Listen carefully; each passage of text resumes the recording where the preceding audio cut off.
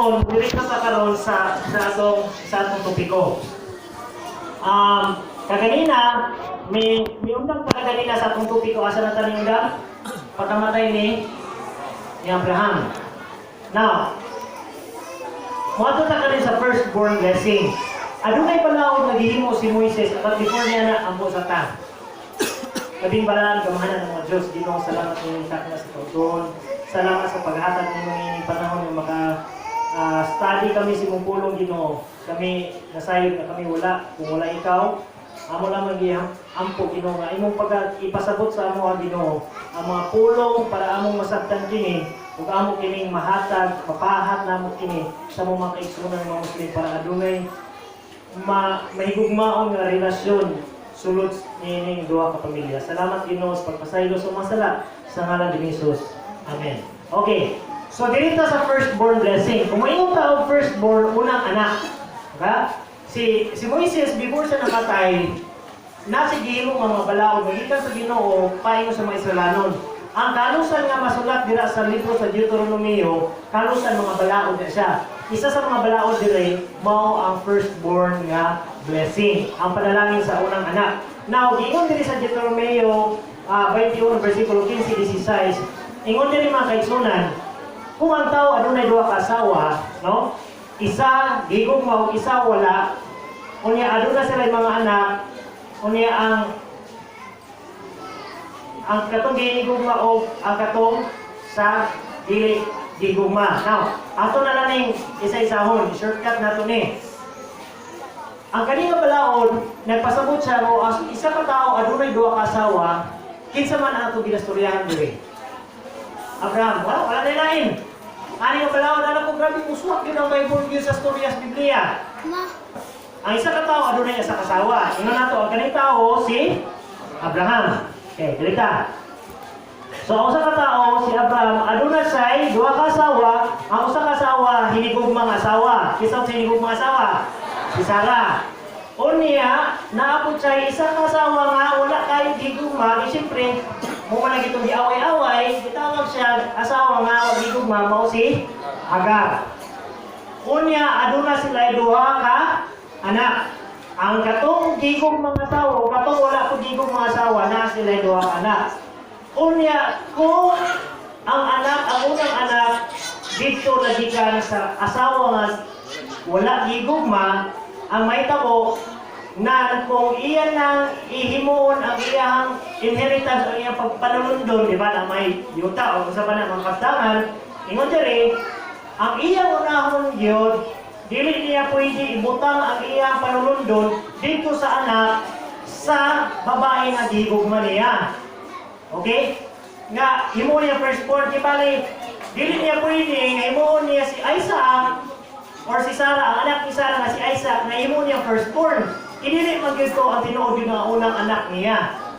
Kung dili, iyang himuon, iyang i-acknowledge or iyang ipakita niya or iyang yung ilhon nga ang katong anak sa wagigong mga mao si Ishmael nga siya gyud ang tinuod nga firstborn. Pasabot mga kaigsunan nga kung siya firstborn, hatagan niya og double portion sa unsay naa sa iya. Klaro? Nga naman, tungod kay ang katong firstborn ang unang anak mao ang sinugdanan sa iyang kusog o ang katungod sa unang sa unsa ni? Kinamagulangan naa sa iya. Mga kaigsunan, dako kay nga problema karon sa mga Hudyo ug sa mga Muslim dito sa Israel. Sagasa kay ang mga Israel, ang mga Hudyo ingon sila nga ang yuta amo na, ang Muslim kung ingon amo na. Mga kaigsunan, kabalo ba mo sa Biblia isulbad na ni? Kinsay nakakuha sa dako nga portion nga bahin? Ang si Ishmael, double portion nga naman ang tinuod nga kinamagulangan gyud nga unang ning gawas mao gyud si Ishmael, bisan anak siya sa katong wala gigugma. Mao na mga kaigsunan, tumpak ang giingos Biblia, tinuod ang giingos Biblia. Kung ato tan-awon kuno sa mapa, unsa to ko dako ang mapa nga gihatag ni Abraham sa Ginoo, ang dako sa yuta, gikan diri mga kaigsunan, kani tanan. No, ang iyang gihatag sa Ginoo. Kabalo ba mo unsa nay naa sa mga Hudyo? kang Isaac nga kaliwat, kana ra gyud. Ang kadagkuan, ang double portion na sa mga Muslim.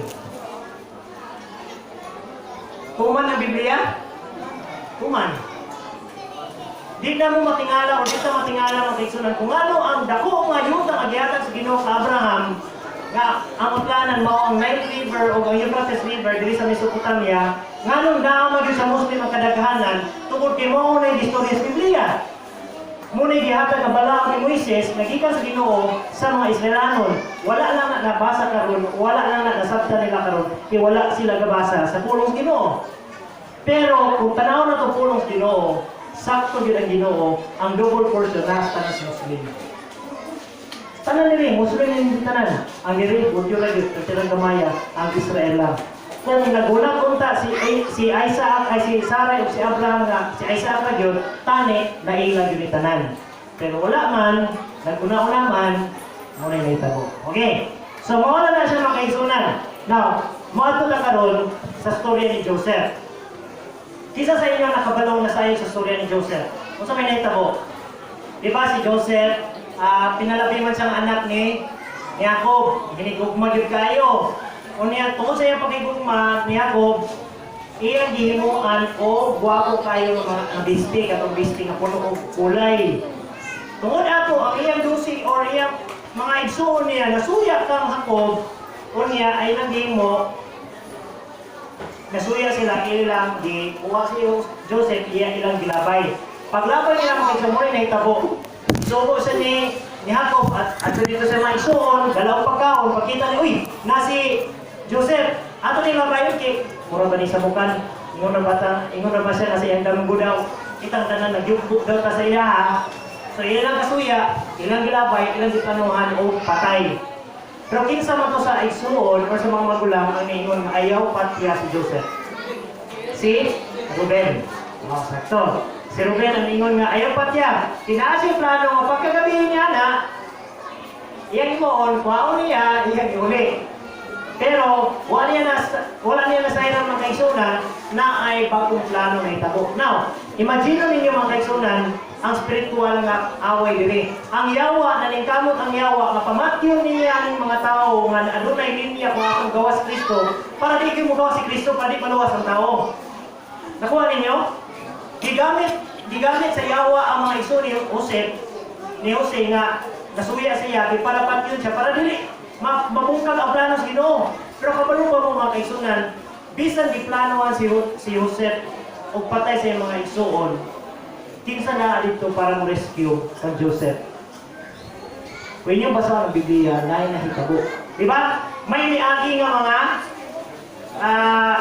itawag siya, nagsaray mga pamilyo, mga merchant. Ingon dito, kabalo pa mo kinsa yung pangalan na ito, kinsa to sila ng mga pamilya. Ang ingon din mga kayo sa Biblia, sa Genesis 26, versikulo 28, ang Midianites o ang Ishmaelites. Kinsa na dito, nakatunggi, binuangan si Joseph, kapat yun siya, planuhan siya, kinsa na dito para mo rescue siya, tigamit sa Ginoo. Ang pikas bahay ng Igsoon, ang saksay ni Ishmael. Kung may rescue sa manghol, ang rescue kinsa? Ang magulang. Tanaw ninyo mga kaigsunan ang ginahimo sa Ginoo diri. Kung kay makita nato unsa ka may gugmaw na Ginoo nga ginagamit niya ang duha ka pamilya para pagpinabangay. Mao na mga kaigsunan, patyon ta si Joseph sa paghiyas Ginoo, gipaagi niya ning mga Ishmaelites, Midianites, mga agaw ra po nila pero wa sila nakasayod siyempre pila na mga henerasyon mga nag-agi.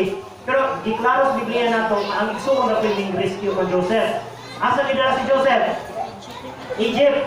Pagdala ni Joseph sa Egypt, kung saan naitabo na ay gutom.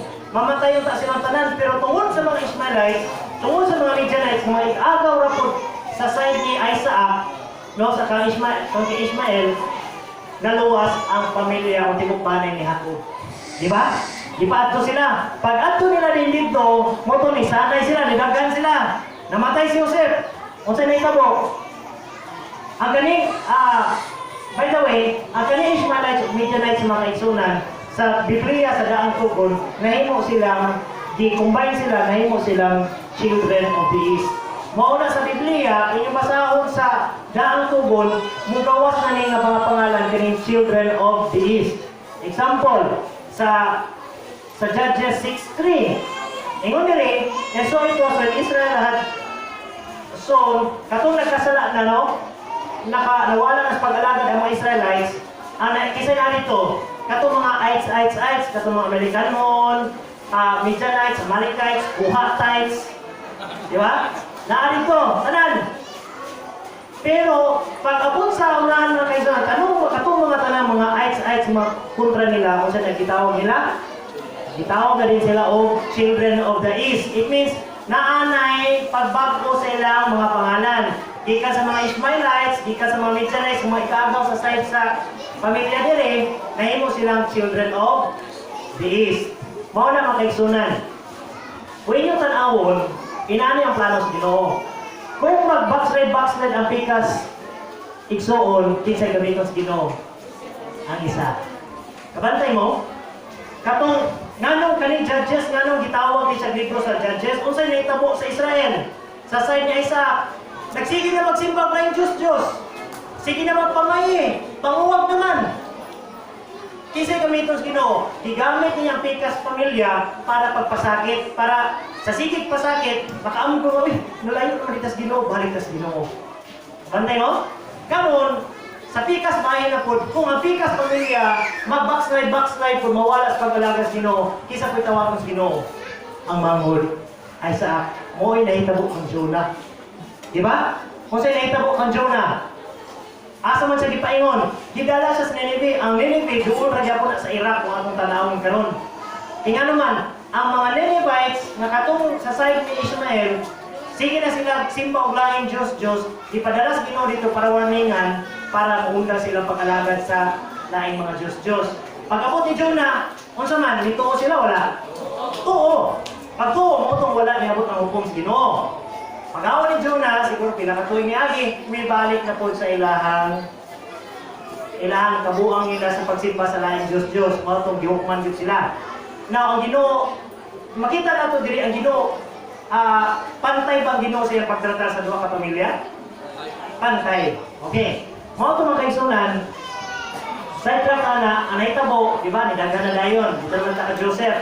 Midagan sila, unya, namatay si Joseph, na ay bago na po ng paraon naming gawas. Ang pangalan sa paraon, si Ramses. Si Ramses, mga kaigsunan, nakita niya, uy, midagahan naman din yung mga Israelanon. Himuon na ito silang mga ulipon, di ba, ulipon ito na sila sa toa, kita, piliyon na, kidagan na pa.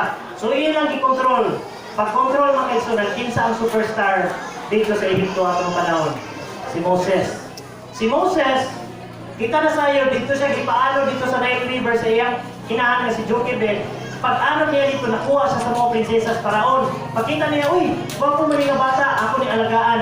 Ipa-edukar si Moses sa pinakataas niya universidad sa Egypto, nahimong general, nahimong sikat. Unya, wala nahimong sa sikat ng kaigsunan. Nasa dito, nasayod sa iyang dugo, Hebrewanon. Iyang dugo, Hudyo, iyang dugo. Muna nga, pagkita niya mga kaigsunan, pagpunta na sa storya sa Biblia, nakita niya usa kay Hebrewan na nagsigig bunal sa iyang kadugo, di niya makaya iyang patay. Nag-shortcut ang tani mga kaigsunan. Pagpatay niya mga kaigsunan, midagan siya. Ang pangutana, pagdagan ni Moises, asa na sa midagan? Asa sa midagan? Sa Midian. Ikapila na nagbalik-balik ang Midian diri mga kaigsunan. Si Joseph, pagka-disgrasya niya, kisa niya ito, Midianites. Pag-abutan po ni Moses, asa man siya nakita protection? Niabutan mo siya Midian. Nakita niyo mga kaigsunan? Asa mo ato ang mga manghud kung adunay mga problema? Watos magulang. Watos pikas pamilya. Now, mo ni mga kaigsunan na itabo. Kisa man ni si Midian. Mo ni ang mapa. Mo ni ang Midian, mo ni ang Ehipto. No? Mo ni ang Ehipto. Diri, baklay siguro din siya. Paingon diri si Moses. Sa kalayo ang iyang baklay. Paingon diri. Ngayon kayo. Ngayon pa nila, mabot siguro 2 bulan kung baklayo ni. Taas-taas yun. So, pagbiyahe niya mga kaigsunan, kinsa ang iyang nataguan? Ang future niya nga, ugangan. Di ba? Isa mga pangalan sa iyong kangan. Jethro. Now, ang question rin, kinsa man ang si Midian? Si Midian di makaigsunan, kung ato masawa sa Genesis 25, si Midian, usapod ka anak ni Abraham. Niya si Midian, anak siya ni Abraham, kang Zipora, or kang Ketura. Pero unya na ito mag-discuss ang Ketura makaigsunan, kay kani, kuwan po rin siya ang pangalan, kanang kontrobersiya po rin ang pangalan. Kinagagaingon, si Ketura o si Higal o Sara. Napagingon nga si Ketura, katulong asawa ni Abraham. Pero kung ako'y pastoryawan makaigsunan sa akong pag-study, si Ketura o si Higal, Sara. I-discuss na ito na ulit, itaas-taas man yung istorya makaigsunan. Pero, anyways, so atong nasayran din sa Genesis 25, si Midian, igsuon ni Ishmael. Imaor ba inahan? Mo bitaw kabantay mo ganina pagbuha ni Joseph, kasi ni ato Midianites. Pero pag abot sa ubos, ang Midianites na ilis na imong Ishmaelites. Ano? Igsuon ra. Maurang pamilyahan. Okay. Karon ni tagbo na. Paggawas ni Moises uban sa mga Israelanon, niagi sila sa Red Sea katong ni tunga ang dagat. Pagkatunga sa dagat, nalipay si Jethro, nakita niya, uy, nalipay ko, kinakabot na akong, ang akong umagad na ako. Gitagpo niya, kung niya si Midian or si Jethro, makaigsunan, gitawag siya priest of Midian. It means, balaan po nga tao ni si Jethro. Kanang, po siya, doon po siya sa Ginoo. Bisan dili sa Hebrewanon o bisan sa dili sa Hudyo, pero doon po siya sa Ginoo. Mudawat di ang Ginoo biya. Mangutanan ko ninyo, tanan Adventista maluwas? Dili. It means, mga kaigsunan, posible pa po nga naapil luwas ng Ginoo sa pikas ng mga iglesia. Posible mga kaigsunan. Kaya Ginoo, wala katanaw kung asa tang reliyon na nabutang. Ang ginatanaw sa Ginoo ang ato ang kasing-kasing. Ang reliyon sa ato mga kaigsunan, dalan lang na para madali ang ato ang pagpangrelasyon sa Ginoo. Okay, mas kung duol ka sa kahayag, mas dali ka makasabot kung sige sa Ginoo sa iyong kinabuhi. Muna mga kaigsunan, si Jethro, gitawag siya priest of Midian. Now, unsay pinakadaan ng libro sa Biblia? Ha? Unsay pinakadaan ng libro sa Biblia? Or unsay unang libro nga nasulat? O pinakadaan na lang? Ha? Exodus? Genesis? At agad mo answer.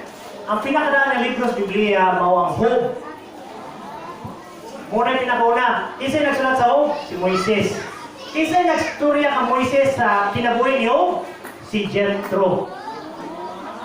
Katunga pa siya sa Sinai. Katunga pa siya sa ugangan. Nagpasabot mga kaigsunan si Jethro usa ka tao sa Ginoo. Bisag dili siya diri sa side kang Isaac, dili siya kang Ishmael ng mga kaliwat, pero tao pud siya sa Ginoo. Mo na mga kaigsunan, pagtagpo nila diri, no? Ang naitabo mga kaigsunan, pag-abot nila Moises dito sa Midian, gitagbo siya ni Jethro. Pagtagbo niya ni Jethro, sa iyang kalipay, iyang giingon din, and Jethro, Moses' father-in-law, took a burnt offering and sacrifices for God. Naghimo siya og altar, unya naghimo siya og sakripisyo, nagpatay siya karnero. Pagpatay niya karnero, makaigsunan, kinsa ang naa dito?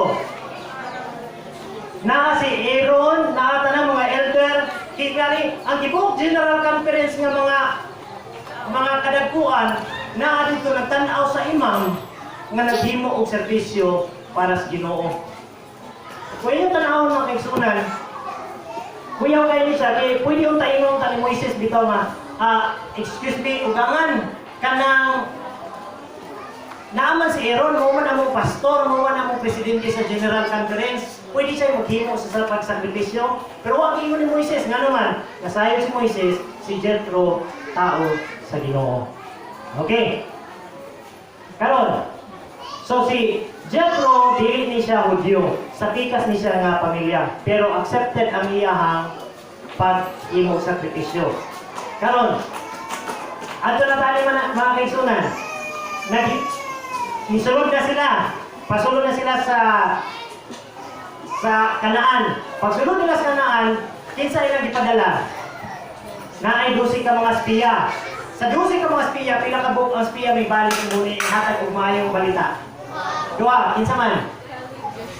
Si Caleb o si Joshua. Now si Caleb o si Joshua mga igsunan sa tanang mga banay o tanang mga Israelano nga gikan sa Ehipto, ang nakasunod ra gyud nakatungtong ra gyud sa yuta sa Kanaan.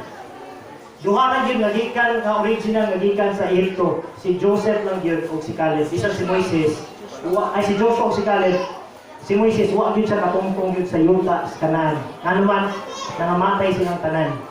Ang duha ra gyud nakatungtong si Joshua ra o si Caleb. Now, morning na hitabo mga kaisunan.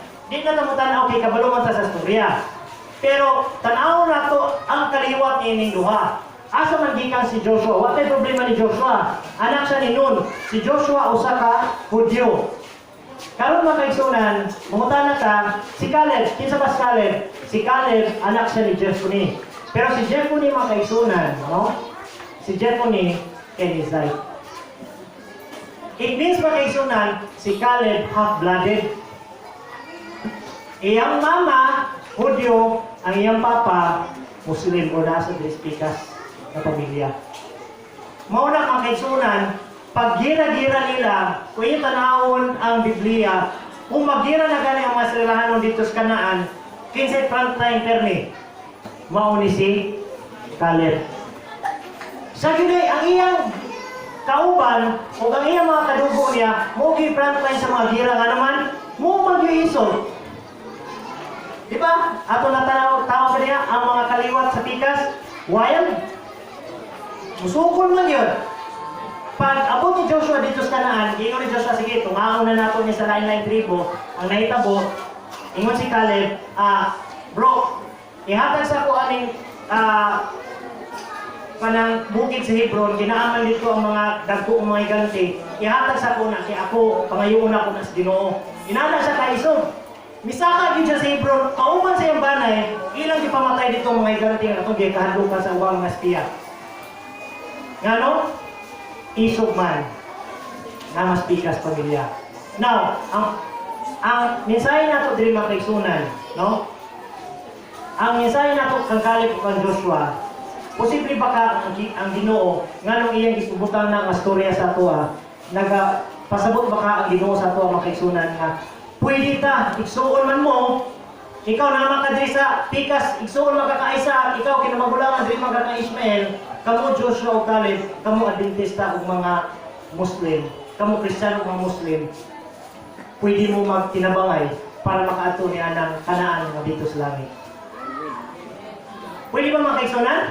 Kung sila nagtinabangay ang duha kaigsuon, diara, nga sila duha nakasunod dito sa Kanaan, diri sa kalibutan, posible ba po ka nga kaning atong mga pagpangrelasyon sa itong kaigsunan ng Muslim nga sila, diri kang Ismael, kita kang Isa, posible ba magtinabangay ta para makaadto ta dira sa langit ng Kanaan nga gialang sa Ginoo? Posible? Amen. Okay. Now, muadto ta mga kaigsunan sa katapusan na sa daang tugon. Diri, ang children of the East mga kaigsunan, no? Di ba mga Kenizzites sa mga ites, nahimo silang children of the East. Human pagkahimo ng children of the East, sa Biblia, gitawag po sila o grasshopper or locust o gitawag nga dulon. Kung saan na diri? Dulon na gyapon na diri? Apan-apan. Sa Sikihor, tibagring. Oh. Pero mga kaigsunan, unsa may kinahiyaan ning apan-apan? Kung mabot ang apan-apan sa inyong lugar, mahadlok mo dili. Hadlok. Nga naman, ang tanang mga dahon nga naay kulay green, ilagay ng kaunon. Pag mawala na sila, ang mabiling sa green, mabrown na lang. Ilang magyugihurot yun ang tanang kung sa'y naay green nila. Muna ginakadlukan, kaya kung ang apan-apan o mga dulon, muatake na sila, tagdinaghan. Mangutana ko ninyo, ang mga Muslim, kung muatake, tagdinaghan, dinagmay.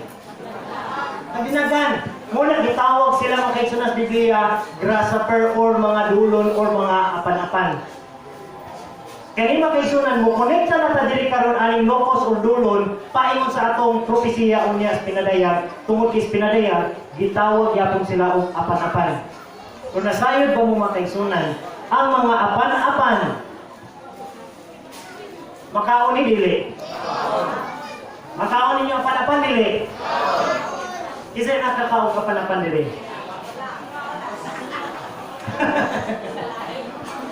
Kung inyong basahan ang Biblia, basahin ang Biblia sa Levitico. Ang mga dolon, mga panapan, mga tibagring, mga grasshopper, mga locust, sila, silang tanan, pwede ninyo na makaon. Ikaw ni John the Baptist. Pag ato na kung Thailand makaigsunan, ilang gigisa nila, utangan nila o mga sili, mga panakot, i-fry nila, utangan o asin, mga sisunin, pagkaon mga kaigsunan, siyempre, huwag ka na anad o kaon, pero kapalong ka nga makaon na to, hindi man bawal lagi sa to hindi sila ko, hindi man yung ganahan po, kaon. Pero makaon sila. Ako kita natanaw, sakto no? Ang mga Muslim, nanak ko. Limpyo sila sa pananaw sa Ginoo. Pero kita, murag lisod ka mukhaon sa ilaha. Yes or no? Kung tilawan na ito, murag sahi. Naiman, pero kabalo ang limpyo sila. Magpasalamat ang mga kaigsunan siya. Ang tawag sa Ginoo sila sa Biblia, limpyo. Itawag sila o mga apan-apan. And dili naman na kanang mga igsoon, wala. Children of the East play along like a grasshoppers for multitudes sa numero city dosi. So, daghan silang pangalan. Apan-apan, Children of the East, katong mga ice, mo na ilang pangalan. Now, to end mga kaigsunan, ang atong topiko karon ng buntag, sa Joel 2:25, no? Ingon diri mga kaigsunan, ang Ginoo mag-aayo sa mga katuigan nga gibungkag sa mga lokos. Karon mga kaigsunan, kaning mga lokos kani cankerworm, caterpillar, palmerworm, mo ni siya ang proseso sa usa ka apanapan before sa mahimong apanapan. Musugod man gyud na siya sa iyang kunata sa science, sugod na siya sa iyang pagkaulod. Hantod dinahinay mo gawas siya na bako hantod mahimo din siyang apanapan. Pero mga kaigsunan, tanawan ninyo ang giingon sa Ginoo. Ining apan-apan, mismo ang Ginoo, gikan mismo siya ba atong mabasa sa Biblia, gitawag sila og my great army, ang akong dakong kasundaluhan. Dili ako'y nag-ingon na ang Ginoo mismo nag-ingon nga ang atong mga kaigsuonan nga mga Muslim nga gitawag children of the East, gitawag silang mga apan-apan og dulon, gitawag silang Ginoo nga iyang dakong kasundaluhan. Nganong gitawag man sa Biblia ang mga kaliwat ni Ishmael, ang anak ni Hagar, ang iyang dakong kasundaluhan. Unsa ka ang plano sa Ginoo sa kaluwasan sa tao? Unsa ka iyang plano sa atong mga magsuon sa mga side Isaac ug sa side Ishmael? Mauna ang atong studihan unyang hapon. Okay na? Nganong gitawag silang sundalo? Imagine si Ishmael, paggawas niya, na siya dalang sandata, na siya iyang ginagiban. Pagabot gyapon diri, sulod na ta sa bakong tugon karon unyang hapon, gihimo gyapon silang sundalo sa Ginoo. Ano man? Na ay plano ang Ginoo ana. Ato nang studihan unyang hapon. So kung naapa mo'y panahon, balik mo niya ako, human ako kaon, kaya ako padayon nun, kay pag-abutas, pinadayon makaigsunan, mas more mahimong interesting ang atong tubig kung ano, makita gini ninyo sa inyong mata.